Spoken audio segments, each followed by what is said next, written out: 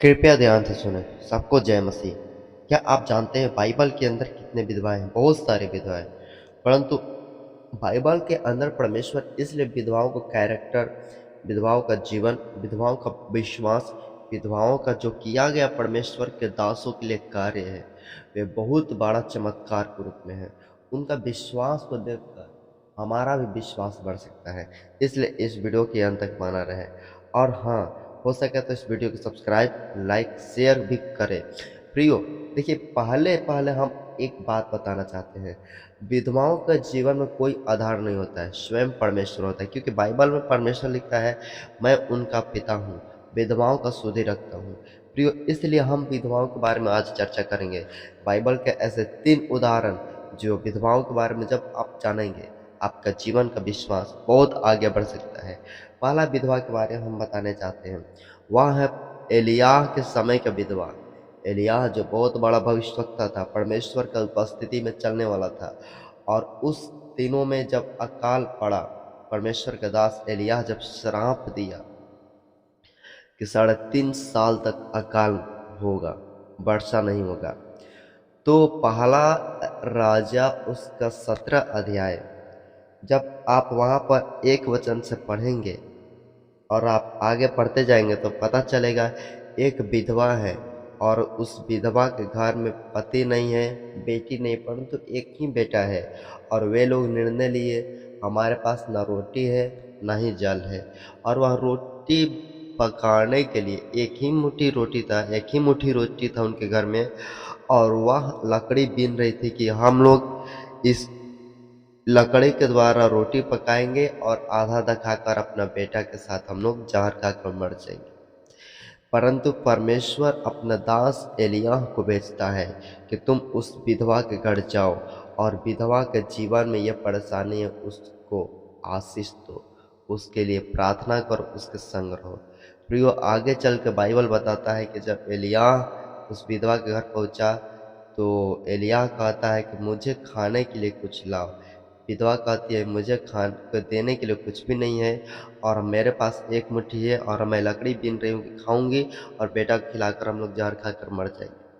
परंतु परमेश्वर का दास भविष्यवाणी करता है और ब्लेस करता है विधवा को कि जब तक अकाल रहेगा तब तक ना तो तेरे घर से अन्न और ना ही जल घटेंगे। और एक मुट्ठी आटा के ऊपर परमेश्वर इतना बड़ा आशीष दिया कि वह 3.5 साल तक खाती रही। इस प्रकार विधवा के ऊपर परमेश्वर दया किए। जब आप एलीशा के समय में एक विधवा के बारे में पढ़ेंगे, लिखा है दूसरा राजा उसका 4 अध्याय में आप पढ़ेंगे, वहां पर भी एक सारपत का विधवा है। और उनके घरों में क्या हुआ था, उनका पति जो था कर्जा लेकर कुछ काम कर रहा था, लेकिन काम करते करते मर गया। और जब दुश्मनों को पता चला कि ये कर्जा लेकर मर गया तो मेरा कर्जा कौन चुकाएगा, इसलिए वे लोग बहुत परेशान थे कि हमारा कर्जा कैसे चुकेगा, कैसे चुकेगा। ये विधवा की स्टोरी। उनके 2 बेटे जवान थे।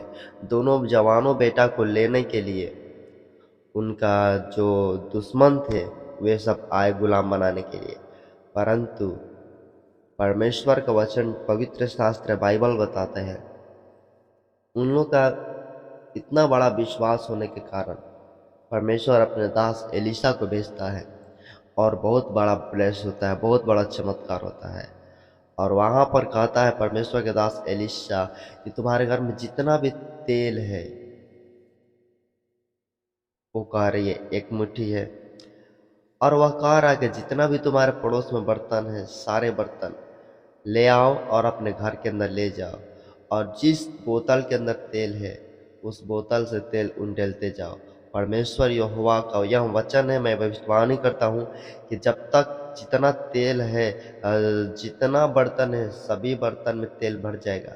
और उन सारे तेल बेचकर पैसा जो मिलेगा उसको उनको देकर जिनसे कर्जा लिया है, और तुम उस पैसा से फिर अपना बच्चों के साथ जीवन निर्वाह करना।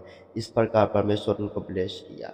आप जब प्रभु यीशु के समय का विधवा की बात करेंगे, जैसा कि लिखा है लूका 21 1 वचन से 4 वचन तक, जब आप परमेश्वर का वचन पढ़ेंगे, यहाँ पर बताया गया है कि एक ऐसी विधवा जिसके पास 2 ही दमड़ी था, हो सकता है 2 रुपया था, लेकिन राजाओं के पास, वहाँ के प्रधानों के पास, मंत्रियों के पास, गुरुओं के पास 100 रुपया था, 150 रुपया था, लेकिन वे लोग बहुत कम पैसा दिया दान में। लेकिन जो विधवा थी, 2 दमड़ी था, सबके सब पैसा दे दी दान में, चर्च में।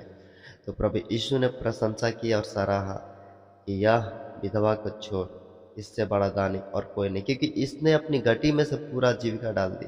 और जिनके पास बहुत था, वे अपना पूरा पूरा माल में से 1-2 रुपया चर्च में डाले। इसलिए परमेश्वर ऐसे विधवाओं को सहारा करता है, ऐसे विधवाओं को प्रशंसा करता है, ऐसे विधवाओं को आशीष देता है।